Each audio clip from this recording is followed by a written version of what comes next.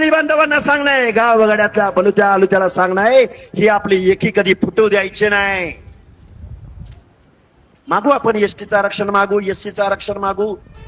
धनगर बांधवांचा आरक्षणाचा संरक्षण करशील म्हणून समाजाने विश्वास ठेवून तुला पुढं केले, तर तू ताटातलं बघायचं सोडून एसटी वाल्यांच्या आणि एससी वाल्यांच्या नादी लागायचं नाही. ते पहिले लोक सोडले असतील, पण हे एससी वाले आंबेडकरवादी, एसटी वाले आदिवासी खोलून मारतील.